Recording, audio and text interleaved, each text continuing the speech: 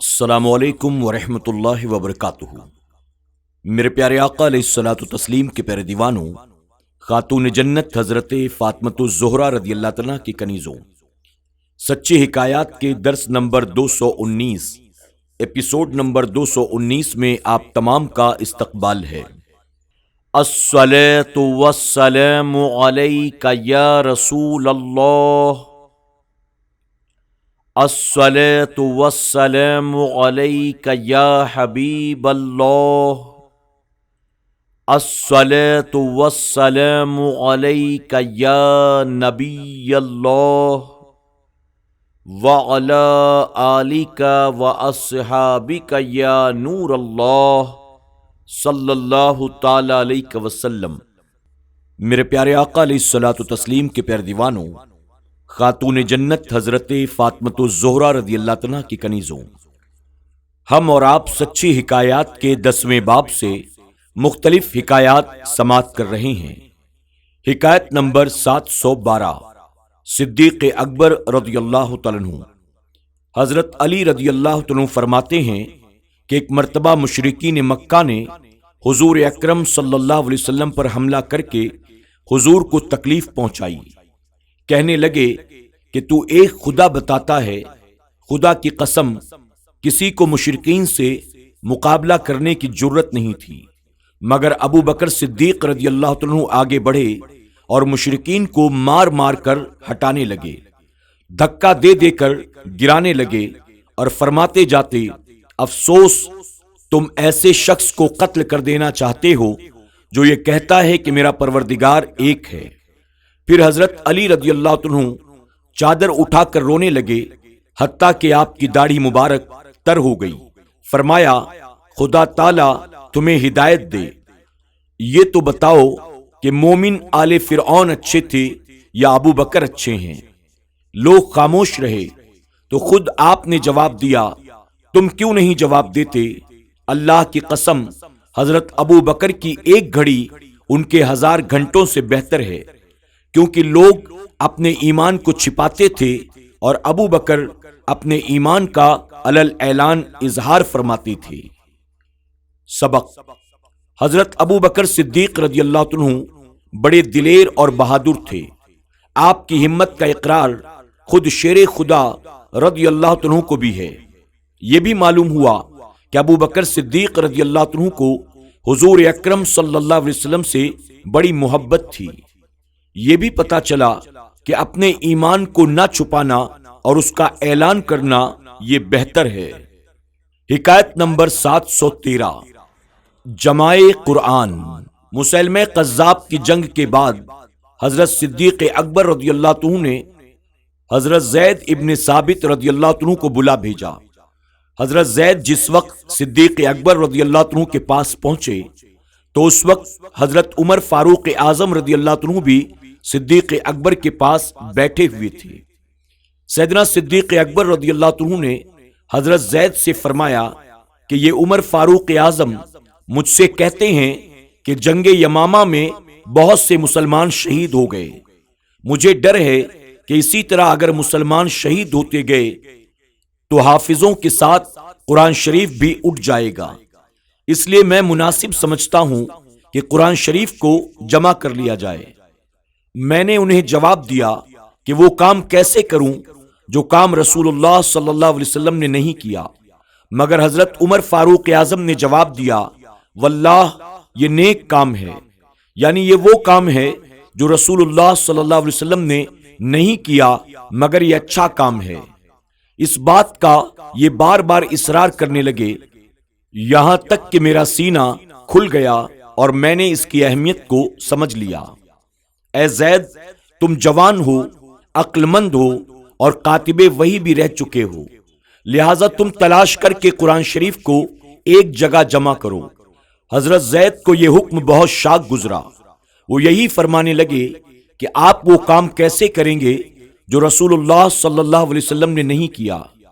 حضرت ابو بکر صدیق نے انہیں بھی وہی جواب دیا کہ خدا کی قسم یہ کام اچھا ہے، مگر حضرت زید کو اس کام میں شک رہا، حتیٰ کہ ان کا بھی سینہ کھل گیا۔ وہ بھی جمع قرآن کی اہمیت کو سمجھ گئے۔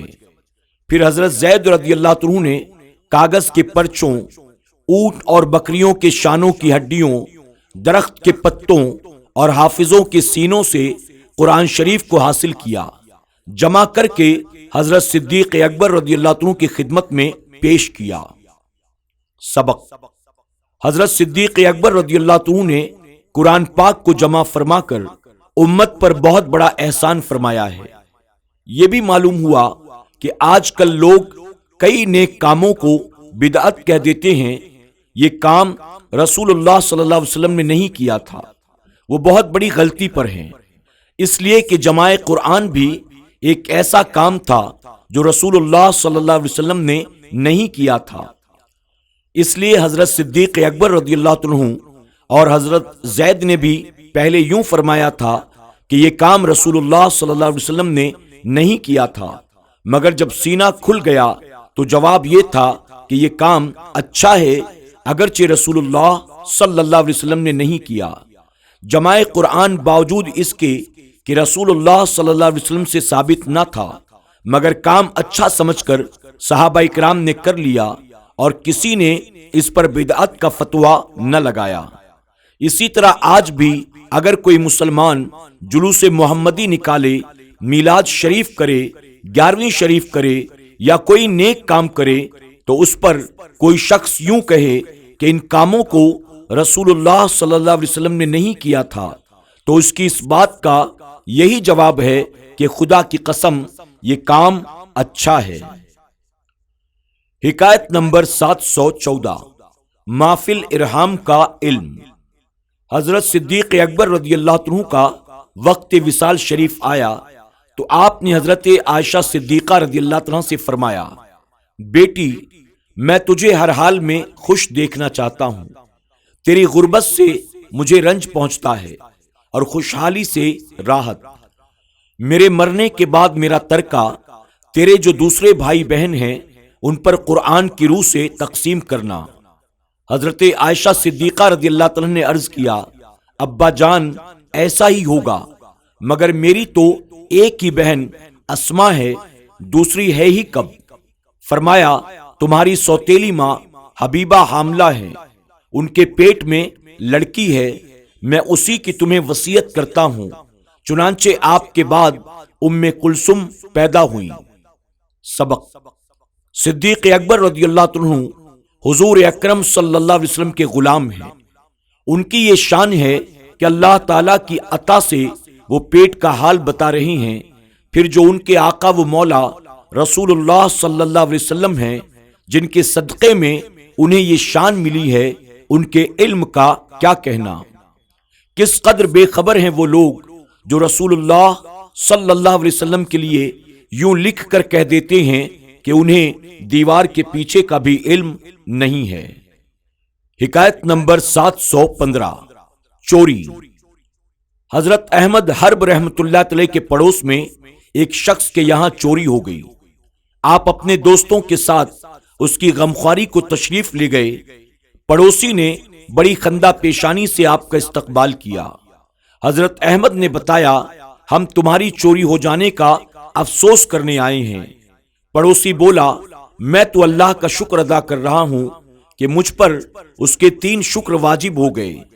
ایک یہ کہ دوسروں نے میرا مال چرایا ہے، میں نے نہیں۔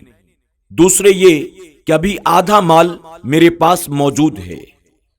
تیسرا یہ کہ چور میری دنیا کو ضرور پہنچا ہے لیکن دین میرے پاس ہے۔ سبق: اللہ کے بندے مصیبت میں بھی اللہ کا شکر ہی ادا کرتے ہیں، کبھی اس کا شکوہ نہیں کرتے۔ یہ بھی معلوم ہوا کہ سب سے بڑی دولت دین ہے، یہ سلامت ہے تو کچھ غم نہیں ہونا چاہیے۔ بقول شاعر، کچھ رہے نہ رہے پر یہ دعا ہے کہ امیر، کچھ رہے نہ رہے پر یہ دعا ہے کہ امیر، نزا کے وقت سلامت میرا ایمان رہے۔ آج کے درس میں بس اتنا ہی۔ زندگی رہی تو انشاءاللہ چند نئی حکایات کے ساتھ کل پھر ہماری اور آپ کی ملاقات ہوگی۔ اپنا خیال رکھیں اور اپنی دعاؤں میں ہمیں ضرور یاد رکھیں۔ السلام علیکم ورحمۃ اللہ وبرکاتہ۔